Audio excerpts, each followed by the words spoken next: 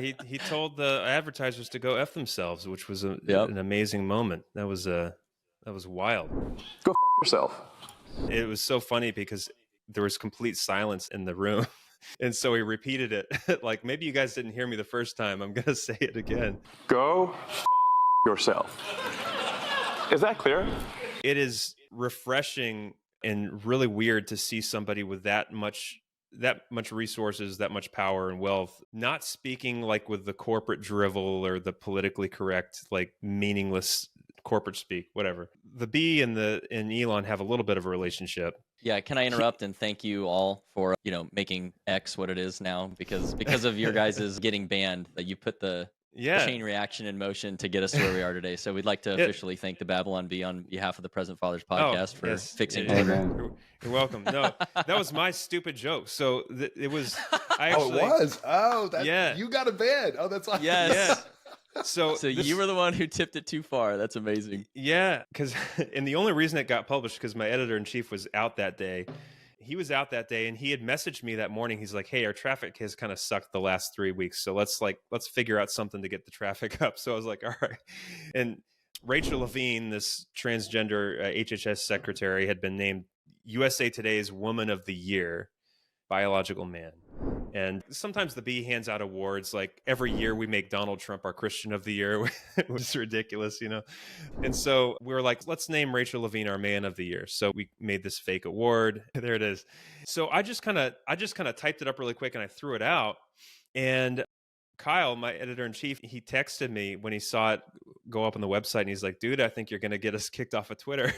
So yeah, sure enough, I think like the next day, the day after that, we were kicked off of Twitter. And at the time, Elon Musk was in Frankfurt, Germany, opening a new Tesla factory. And he's kind of a Bee fan, and he's interacted with our content before. And so he came back to the States, and I think he must have, looked at his phone, like, okay, after that long trip, he sat down on his couch, he looked at his phone, looked at the Babylon-Bee's feed, and there was no new content for the last couple of weeks up on our Twitter profile. And he DM'd us and said, "Hey, can I call you guys?" So this was my birthday. I went on a date with my wife for my birthday, and we had a really nice dinner, and I had like a few beers and a few glasses of wine. I was feeling really relaxed and happy. And we were driving home, and Kyle Mann calls me and says, "Dude, Elon Musk is about to call me, and I have to go on Fox News in 10 minutes. Can you go on Fox News for me? And so I can talk to Elon Musk."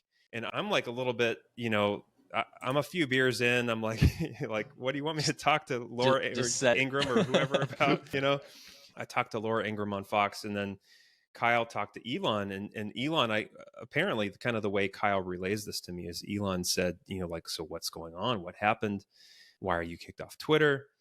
And Kyle told Elon what the joke was that got us kicked off. And Elon kind of did his funny Elon laugh that he does, And then, according to Kyle, Elon just went on this rant for like an hour about how sick he was of all this wokeness that's just ruining everything. And he started talking about all these shows that he used to love that went woke, and now they're terrible, and how annoying and frustrating it was. And now the woke people have ruined Twitter, and this is terrible.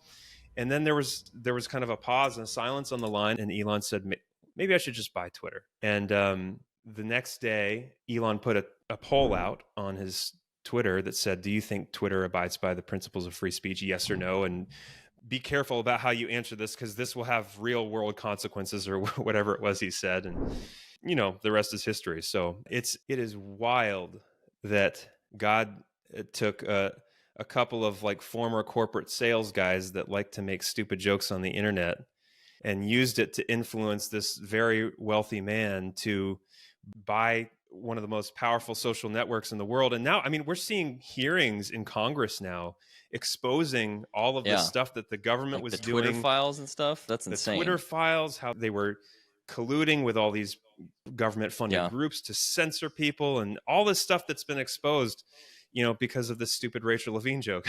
So it's, God works in mysterious ways.